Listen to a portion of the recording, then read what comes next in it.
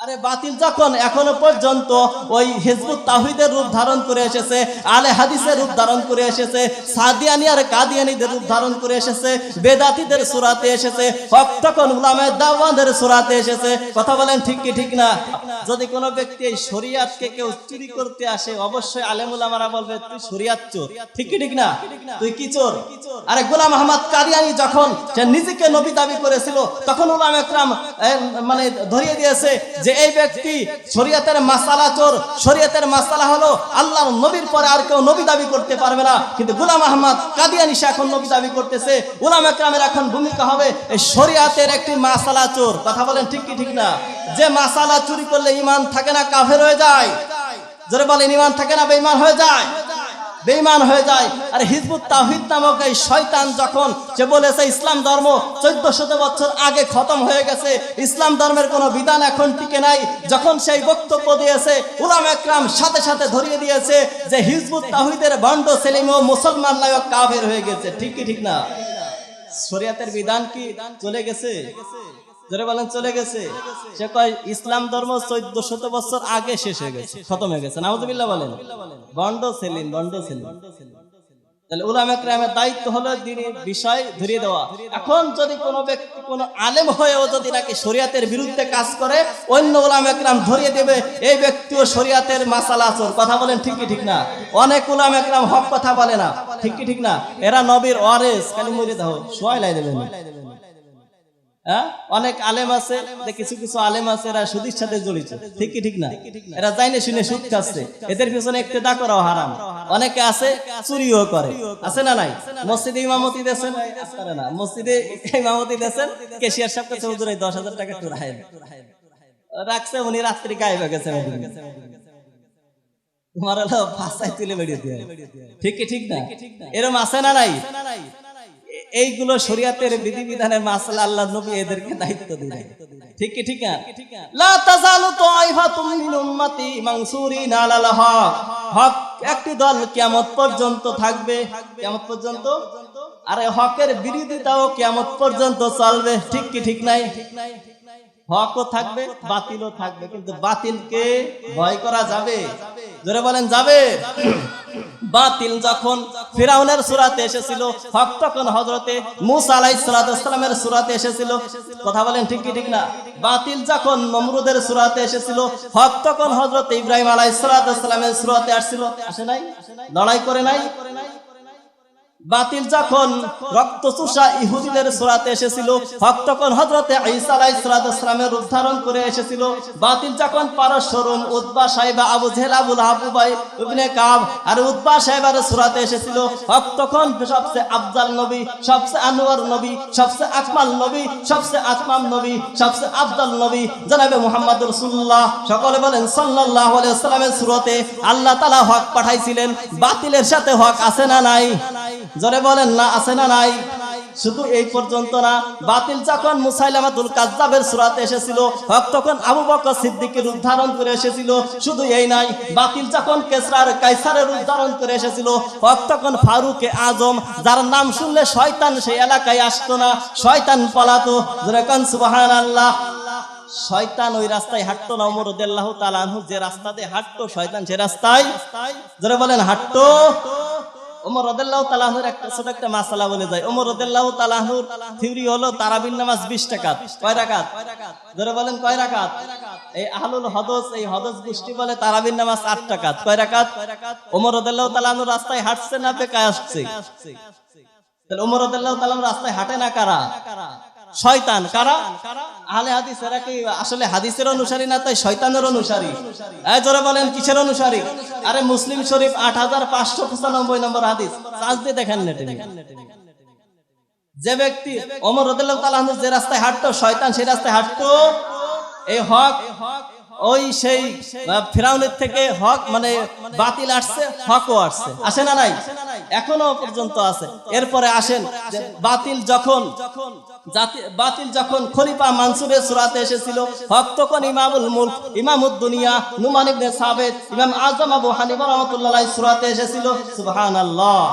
বাতিল যখন খলিফা মানসুরের সূরাতে এসেছিল, হক তখন ইমামে আযম আবু হানিফার সূরাতে এসেছিল, বাতিল যখন মুতাসিম বিল্লাহ সূরাতে এসেছিল, হক তখন আহমদ ইবনে হাম্বল রাহমাতুল্লাহ আলাইহি রূপ ধারণ করে এসেছিল। কথা বলেন ঠিক কি ঠিক না? বাতিল যখন তাতারিয়াদের রূপ ধারণ করে এসেছিল, হক তখন ইবনে তাইমিয়া রূপ ধারণ করে এসেছিল। বাতিল যখন ইংরেজদের সূরাতে এসেছিল, ইংরেজরা কি করছে জানেন? 14,000 আলেমকে কাস্টে জুলোয় আগুন দেখবার পোড়াই দিয়েছে। নাউযুবিল্লাহ বলেন। 14,000 আলেমকে 40,000 আলেমকে জুলোয় দিয়েছে। নাউযুবিল্লাহ বলেন। 3 লক্ষ কোরআনে কারিমার কপি পোড়াই দিয়েছে। নাউযুবিল্লাহ বলেন। এই বাতিল যখন ইংরেজদের সূরাতে এসেছিল, হক তখন শাহ আব্দুল আজিজ, হক তখন শাহ ওলিউল্লাহ মুহাদ্দিসে দেলভী রাহমাতুল্লাহ আলাইহির সূরাতে এসেছিল। আল্লাহু আকবার বলেন। বাতিল যখন সাহাবা বিদ্বেষীদের সূরাতে এসেছিল, হক তখন সাইদ ইসমাইল শহীদ রহমাতুল্লাহ আলাইহির সূরাতে এসেছিল, হক তখন হযরতে আতাউল্লাহ বুখারীর সূরাতে এসেছিল। বাতিল যখন কাদিয়ানীদের রূপ ধারণ করে এসেছিল, হক তখন আতাউল্লাহ বুখারীর রূপ ধারণ করে এসেছিল। নারায়ে তাকবীর। হক বাতিলের লড়াই চলছে, জোরে বলেন চলছে। হক বাতিলের লড়াই থাকবে না চলবে? আরে বাতিল যতদিন থাকবে হক ততদিন থাকবে। বাতিল কখনো হকের সামনে আসতে পারবে না। কথা বলেন ঠিক কি ঠিক না? লা তাযালু তাইফাতুম মিন উম্মতি মানসুরিন আলাল হক। যারা হকের পথে আছে আল্লাহ রাব্বুল আলামিন তাদেরকে সাহায্য করবেন। কে সাহায্য করবেন? লা ইয়াদুররুহুম মান খাযালাহুম হাত্তা ইয়াতি আমরুল্লাহ। এই হক থেকে বিচ্ছিন্ন হয়ে যারা হকের সাথে থাকবে তাদের কোনো ক্ষতি করতে পারবে? জোরে বলেন পারবে? হাত্তা ইয়াতি আমরুল্লাহুম কাযালিক। এইভাবে কিয়ামত এসে যাবে। হকের সাথে কখনো বাতিল পারে নাই, পারবেও না। যখন বাতিল মাথা চড়া দিয়ে উঠছিল কারুনের সূরাতে, আল্লাহ তাআলা তারে আস্তে ডাবাই দিয়েছে জমিনের মধ্যে। ঠিক কি ঠিক না? আর নমরুদ রে মশার দিয়ে শেষ করে ফেলাইছে। ঠিক কি ঠিক না?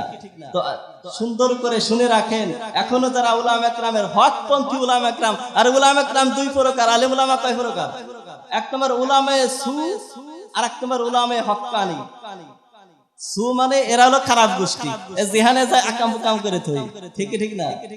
এরা সবাই সাথে মেশে। মোটামুটি যারা সুদ থাকে খাও, সমস্যা নাই, আমার মাঝে মাঝে কিছু দিও, ওই অন্ত যাকাত আসবে, ওই সুদির অন্ত যাকাত আসবে আর আমারে দিও। শয়তান, এই ইবাদত কবুল হবে আর তুমি নামাজ পড়াচ্ছ মুসল্লিদ না, এতে খুশি তৈরি হবে? তোরা বলেন তৈরি হবে? আমরা যদি আপনি বলেন যে আপনার 5 লাখ টাকা দেবো, সুদের বিরুদ্ধে বয়ান করবেন না, আমি অবশ্যই করবো। ঠিক কি ঠিক না? আমাকে এই জায়গায় আপনারা দাওয়াত দিয়ে আনছেন না? আমি আপনাদের মেহমান না? আমি এমন কিছু কথা বলবো হিদায়াতের নিয়তে, আল্লাহ তাআলা যেন আপনাদের আমল করার তৌফিক দান করেন। আমিন। যখন আমি মঞ্চে উঠছি, আমি হলো ডাক্তার। আমি কি? আর আপনারা সকলে কি? হ্যাঁ, রোগীদের কাটতে হবে, ফালতে হবে, এরপরে সেলাই দিতে হবে। ঠিক ঠিক না? যদি বলেন হুজুর এখানে গা হয়েছে কাটা যাবে না, উপর দিয়ে মালিশ করে দেন, কাজ হবে? এক শ্রেণী আলেম আছে মালিশ করা আলেম। কি আলেম? মালিশ করা আলেম। আরে ভাই, ওই ভিতরে না কাটলি তো ময়লা দূর হবে না। ময়লা দূর না হলেও পস্তি আতি শেষ হয়ে যাবে। তাহলে যে ব্যক্তি অভিজ্ঞ ডাক্তার, কাটবে না থাকবে? জোরে বলেন কাটবে না থাকবে? আর মাহফিল হন চলবে না থাকবে? জোরে বলেন চলবে না থাকবে? যদি চলে হাত উঁচু করেন, এই ভালোভাবে দেখাও, ক্যামেরা উঁচু কর, সবারে দেখা, মিডিয়া সবারে দেখা যে আল্লাহ রাব্বুল আলামিন ফেরেশতাদের মাধ্যমে যে ভিডিও করতেছে, দেখেন যে আমরা সকলে মাহফিলে থাকবো না যাবো? ওয়াজ চলবে না থাকবে? জোরে বলেন ওয়াজ চলবে না থাকবে? নারায়ে তাকবীর। আর জোরে নারায়ে তাকবীর। আত্মান। আলহামদুলিল্লাহ ভাই, শুরু থেকে নিয়ে এই পর্যন্ত যত মাসআলা নিয়ে ফজিলাত নিয়ে আলোচনা করা হয়েছে, মানবো তো ইনশাআল্লাহ? মানবো না ইনশাআল্লাহ? তাহলে এই মাসআলাগুলো মানতে হলে আমাদের নামাজ পড়া লাগবে। কি করা লাগবে? আবার যদি এরকম বললেন না হুজুরির বলার দরকার, বলছে আমাদের সালাদ দরকার, সালটিছি, এরকম বলবেন নি? কারণ আমরা আল্লাহর বান্দা, আল্লাহ আমাকে সৃষ্টি করেছে, নামাজ পড়লিও আল্লাহর বান্দা, না পড়লিও আল্লাহর বান্দা, এরকম নাকি? একটা উদাহরণ দিয়ে বলি। এক ব্যক্তির পেটে খুব ক্ষুধা, আবার বন্ধ করে দেন। এক ব্যক্তির পেটে খুব ক্ষুধা, এখন খাবার দাবার কোথায় পাচ্ছে না, এখন তিনি বিসমিল্লাহির রহমানির রহিম বলে হাঁটা শুরু করছে। তো হাঁটতে হাঁটতে হাঁটতে হাঁটতে সামনে একটা আঙ্গুরের ক্ষেত, কিসের ক্ষেত? আঙ্গুরের ক্ষেত। আঙ্গুরের ক্ষেতের মধ্যে ঢুকছে, পাইছে একটা আঙ্গুরের ক্ষেত, এখান থেকে পেটটা ভর্তি হবে। এখান থেকে কি করতে হবে? পেটটা ভর্তি হবে। আঙ্গুরের ক্ষেতে নাইমে এখন উনি মোটামুটি আঙ্গুর সিলটিছে আর ফতোয়া একা একা দেওয়া শুরু করছে। বর্তমান জামানার মানুষ এরকম আম মানুষও ফতোয়া দেওয়া শুরু করছে, ঠিক কি ঠিক না? ওরকম ফতোয়া দিলে বাড়ি খাতে হবে, সামনে আসতেছে। তো মোটামুটি উনি একা একা ফতোয়া দেওয়া শুরু করছে, বিসমিল্লাহির রহমানির রহিম। পরের আঙ্গুর, আঙ্গুর কি করছে? বিসমিল্লাহির রহমানির রহিম বলে ছেড়েছে, সব হবে না? পরের আঙ্গুর বিসমিল্লাহির রহমানির রহিম বলে ছেড়েছে, মুরব্বি সব হবে? এখন ছিঁড়ে করছে কি, আমি আল্লাহর বান্দা, যার আঙ্গুর আমি বিসমিল্লাহ বলে ছিড়লাম সেও আল্লাহর এক বান্দা। তো আল্লাহর বান্দা আল্লাহর আর এক বান্দার আঙ্গুর খাবে, তো সমস্যা কি? এলো ফতোয়া। এটা কি ফতোয়া? এই বলে উনি মোটামুটি খাওয়া শুরু করছে। এখন খাতে খাতে মোটামুটি ভালো খাইছে, ক্ষুধা পেটে। তো এখন আঙ্গুরের মালিক চলে আসছে, কয় খেতে কে রে? কয় আরে আমি রে। কয় আমার ক্ষেতের আঙ্গুর খাচ্ছিস, অনুমতি নিছিস? কয় অনুমতি নেওয়া লাগে না, আমি হলো আল্লাহর বান্দা, আর যার আঙ্গুর খাচ্ছে সেও আল্লাহর এক বান্দা, ঠিক কি ঠিক না? তাহলে আমরা পরস্পর দুইজন চাচতো ভাই। কি ভাই? এই জায়গায় ফতোয়া দিছে, শুনতেন? এখন ওর হাতে বড় একখান লাঠি, কি আমিও আল্লাহর বান্দা, তুইও আল্লাহর বান্দা, তাহলে আমরা পরস্পর কি? কয় চাচতো ভাই রে বাড়ি হবে, এখন দেখ ঠিয়াইকে। চাচতো ভাই মোটামুটি মুখ দিয়া শুরু করছে, দিয়ে শোয়াই ফেলাই দিচ্ছে। এখন বলতেছে, আরে আল্লাহ, আমি তো এটা মনে করি নাই, আমি মনে করছিলাম যে আল্লাহ তাআলা আল্লাহর বান্দার জন্য আঙ্গুর সৃষ্টি করছে, লাঠি সৃষ্টি করছে, এটা আমার জানা ছিল। আপনারা যদি এরকম বলেন, আলহামদুলিল্লাহ, জামাল মোল্লা ভাই 5 বস্তা সিমেন্ট মসজিদে দান করেছে, আল্লাহ তাআলা তার দিলের নেক মাকসাদকে কবুল করুক, জোরে বলেন আমিন। পিতা মাতা যদি জীবিত থাকে হায়াতে তয়্যিবা দারাজ করে দিক, বলেন আমিন। ইন্তেকাল করলে আল্লাহ তাআলা তাদেরকে ক্ষমা করে দিক, বলেন আমিন। তাহলে আমরা যদি এরকম বলি যে হুজুরি বলার দরকার বলছে, আমাদেরও সালাত দরকার, ছাড়ছি। আল্লাহ কয় ঠিক আছে, ওই লাঠি যে আছে ফেরেশতারা নিয়ে বসে রয়েছে, সুম্মুন বুকমুন উমিয়ুন ফাহুম লা ইয়ারজিউন, আর এমন বাড়ি উনি বাড়ি হবে, সে তো অন্ধ, কোন জায়গায় বাড়ি হবে সে টের পাবে না। আর তোরা যে চেঁচাবি তার মায়া লাগবে, সে তো বদির, সে কানে শোনে না। হ্যাঁ, এমন কাজ করবে, তোদের জন্য ফেরেশতা রাখছি। তাহলে মাহফিলে আমরা আসছি খুশি না বেজার? আমল করবো না ছাড়বো? নামাজ পড়বো না ছাড়বো? বলতে পারেন হুজুর খালি ফজরের রক্ত বাদে বাকি সব পড়বো, কারণ শীতকাল তো হুজুর উঠতে খুব কষ্ট হয়, ঠিক কি ঠিক না? আর একটা উদাহরণ দিয়ে বলি, এক মহিলা আল্লাহ নবী সাল্লাল্লাহু আলাইহি ওয়াসাল্লামের কাছে গেছে। কেশিয়ার সাহেব, সুন্দর করে বোঝেন, আপনি কেশিয়ার না? সেক্রেটারি সাহেব, বুঝতেছেন বয়ান? হ্যাঁ, আলহামদুলিল্লাহ। তাহলে এক মহিলা আল্লাহ নবী সাল্লাল্লাহু আলাইহি ওয়াসাল্লামের কাছে আসছে, মা বোনরা সুন্দর করে শুনেন। এক মহিলা এসে বলতেছে, ইয়া রাসূলুল্লাহ, আমি বিবাহ করব, কিন্তু কোন পুরুষ পাচ্ছি না। কি পাচ্ছি না? আমি বিবাহ করব কিন্তু কোন পুরুষ পাচ্ছি না। আল্লাহ নবী সাল্লাল্লাহু আলাইহি ওয়াসাল্লাম বলতেছে, আমার সামনে কত রয়েছে, যেটারে পছন্দ হবে সেটারে তোর সাথে দেব। পুরুষ পাচ্ছিস না মানে পর্দার বিধান অবতীর্ণ হয় না। তখন মহিলা বলতেছে, হুজুর পুরুষ তো অনেক পায়, ঘাটে হতে অনেক কি দেখা হয়, কিন্তু আসলে আমার 3টে শর্ত আছে, এই 3টে শর্ত যে ব্যক্তি মানতে পারবে তাকে আমি বিয়ে করতে পারবো। কয়টি শর্ত? আল্লাহ নবী সাল্লাল্লাহু আলাইহি ওয়াসাল্লাম বলতেছেন, তা বলো তোমার সে 3টে শর্ত কি? তোমার 3টে শর্ত কি? তখন মহিলা বলতেছে, হুজুর 1 নম্বর শর্ত থাকবে সারা রাত ভরে তাহাজ্জুদ নামাজ পড়া লাগবে, সারা রাত ভরে তাহাজ্জুদ নামাজ পড়া লাগবে। দ্বিতীয় শর্ত কি? তখন বলতেছে, দ্বিতীয় নম্বর শর্ত হলো যে প্রত্যেক দিনই 1 খতম কোরআন মাজিদ পড়া লাগবে। কয় খতম? 1 খতম কোরআন মাজিদ পড়া লাগবে। খাইছে তো। 3 নম্বর শর্ত কি? 12 মাস কাল রোজা রাখা লাগবে। এখন উনার কাছে দিনে আসার সুযোগ নাই, দিনে বেলা আসলে কি রোজা থাকবে? হ্যাঁ, কিছু জিনিস বুঝে নেবেন, বুঝেন নাই? ইশারা ইঙ্গিতে কিছু জিনিস কি, তাহলে উনার সাথে সময় দেওয়া লাগবে, ঠিক কি ঠিক না? উনারা কিটা বিয়ে করবে? এখন আল্লাহ নবী বলতেছেন, এই যে 3টে শর্ত বলছে, তোমরা কেউ রাজি নি? এই 3টে শর্ত মাইনে বিয়ে করবে? সব মাথা নিচের দিকে হইল। কেউ এখন রাজি না। এক সাহাবী বলতেছে হুজুর আমার সাথে দিন। সুবহানাল্লাহ বলেন, আরো জোরে বলেন সুবহানাল্লাহ। এই তিনটি শর্ত মাইনে আমার সাথে বিয়ে দিয়ে দেন, আমি ইনশাআল্লাহ একমত রাজি। তো সাহাবীর সাথে বিবাহ দিয়ে দিল। দেওয়ার পরে মোটামুটি দুইজনকে পাঠাই দিচ্ছে সাহাবীর বাড়িতে, যা। এখন প্রথম রাত্রেই মোটামুটি প্রথম শর্ত ভাঙ্গা, সারা রাত ধরে তাহাজ্জুদ পড়তে হবে না। উনি মোটামুটি তাহাজ্জুদ পড়ি নাই, তাহাজ্জুদ অন্য দিক দিয়ে গেছে, মোটামুটি তাহাজ্জুদ নামাজ পড়ি নাই। বলতেছে কোন শয়তানের বেলায় বললাম, ঠিক কি ঠিক না? এখন সেহরি খাতে রোজার হাত জন্য ধরতো সেহরি মেরি বাদ দে। উনি মোটামুটি সেহরিও খায় নাই, দিনই জন্মের খাকাচ্ছে। কোরআন তেলাওয়াত করবা না, দুইটা তো মানে মানতেই পারলে না। কোরআন তেলাওয়াত করে এক খতম কোরআন পড়ো, কোরআন শরীফ পড়বো না, তা তোর কি? তুই পারলি ঠেকা আমাকে, কোরআন শরীফ পড়বো না। এরকম অনেক গাইডিও আছে না, যা করতেছে অন্য কেউ আইসে ঠেয়াতে পারে না, আছে না? আছে না? এখন মোটামুটি উনি ফাঁক পাচ্ছে না। দেখেন অনেক মহিলারা স্বামীর চাপে অনেক সময় শ্বশুর বাড়ি মানে নিজের ভাই বাড়ি বেড়াতে যেতে পারে না। যখন ওই স্বামী একটু কাজ কর্মে যায় উনি পালান মারে, আছে না? আছে না? ব্যাগ বুকটা যা আছে নিয়ে পালান মারে, কয় আর তোর বাড়ি যাবো না। তুই দিন ভরে আমারে খাটাইস, দিন ভরে গরুর মতো বাড়ইস, আমি কি গরু নেই শয়তান? ঠিক কি ঠিক না? আপনাদের এলাকা আছে নি বউ মারা হলটি? খবরদার খবরদার, মারবেন না। তখন আল্লাহ নবী সাল্লাল্লাহু আলাইহি ওয়াসাল্লামের কাছে এসে মহিলা বলতেছে, ইয়া রাসূলুল্লাহ হাবিবাল্লাহ, কার সাথে বিয়ে দিলেন? ও তো যেই রাত্রি আমারে নেছে সেই রাত্রি তাহাজ্জুদ কামাই দিয়েছে। এরপরে মানে কোরআন তো তেলাওয়াত করে না, কি জুনের একটু পড়ে, অল্প টাইম পড়ে মোটামুটি আবার ঘুমায়। হ্যাঁ, আর রোজা তো রাখে না, দিন ভরে খায় আমার সাথে জিদাজিদি করে, আর আমার দিন ভরে খালি রান্তি খায়। আল্লাহ নবী সাল্লাল্লাহু আলাইহি ওয়াসাল্লাম বলতেছে ওকে ডাকো। আরেক সাহাবীকে ডাকাইছে, মোটামুটি ডাকায় বলতেছে তোমার বিরুদ্ধে শিকায়েত করেছে, তুমি কেন এই তিনটে জিনিস না মেনে এই ধোঁকাবাজি করে বিবাহ করেছো? আল্লাহ নবী সাল্লাল্লাহু আলাইহি ওয়াসাল্লামকে বলতেছে, ইয়া রাসূলুল্লাহ হাবিবাল্লাহ, আল্লাহর কসম আমি করি। সুবহানাল্লাহ বলেন, একটু আস্তে বলেন সুবহানাল্লাহ, পিছন থেকে বলেন সুবহানাল্লাহ। আল্লাহ নবী সাল্লাল্লাহু আলাইহি ওয়াসাল্লাম বলতেছে ব্যাপারটা পার কি? তো কসম খাইছে। কয় হুজুর ওরে চেনেন? হলো ব্রিটিশ, ও যদি একবার কসম খায় আমি 100 খাতি করব। কত? ও একটা আদায় করে না।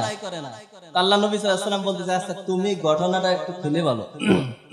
বলতেছে হুজুর আপনি না বলেছেন যদি কোনো ব্যক্তি 3 বার সূরা ইখলাস পাঠ করে তাহলে ওই আলহামদু থেকে শুরু করে নিয়ে পড়লি নাস পর্যন্ত যদি যায় এই যে নেকি হয় 3 বার সূরা ইখলাস পড়লি সে নেকি হয়? আপনি বলেন নাই? হ্যাঁ বলছি। সুবহানাল্লাহ। এর দ্বারা আমরা কি বুঝলাম? 3 বার সূরা ইখলাস পড়লে জোরে বলেন কয়বার? এক খতম কোরআন মাজিদ পড়ার সব। তা বলতেছে হুজুর আমি তো তাই করছি। হ্যাঁ এটা ঠিক আছে। সুবহানাল্লাহ। এটা কি আছে? আর দুইটা আমি তো বুঝতেছি না আর দুইটা কি? তো বলতেছে হুজুর আপনি না বলেছেন শাওয়াল মাস পায় যদি কোনো ব্যক্তি 6টা রোজা রাখে, কয়টা রোজা? তাহলে 11 মাস রোজা রাখলে যে নেকি হয় সে নেকি আল্লাহ তাআলা তার আমলনামায় লিখে দেন। মাঝখানে বাকি গেল কয় মাস? 1 মাস। রমজানের রোজা তো আল্লাহ তাআলা সকলের জন্য কি করেছেন? কি করেছেন? তাহলে ফরজ বিধান কি সাহাবা একরাম ছাড়বে? হ্যাঁ, শাওয়ালের রোজা আমি রাখি। সুবহানাল্লাহ।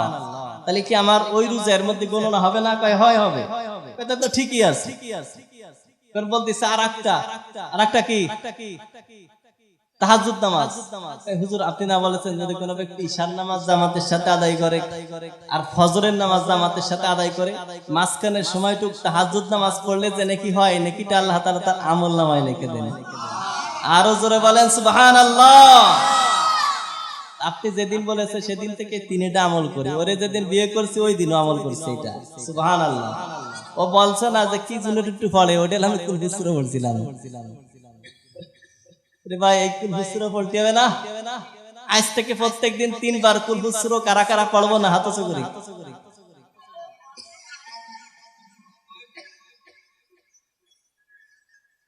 আমি কি বলছি? পড়বো না?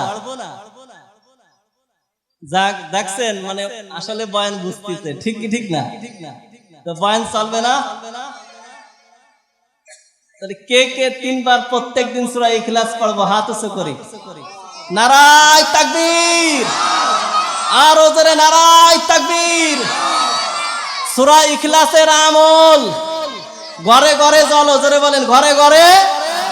কিসের আমল? সবাই হাত উঁচু করে রাখেন। আমি তিনবার সূরা ইখলাস পড়বো। বলেন বলেন বলেন। এ আল্লাহ, তোমাকে হাজির নাজির মনে করে আমি বললাম সূরা ইখলাস তিনবার প্রত্যেকদিন পড়বো। এতদিন যা পড়ি নাই, ভুল কাজ করেছি, আত্মা মান, আল্লাহ পাক কবুল করুক, বলেন আমিন।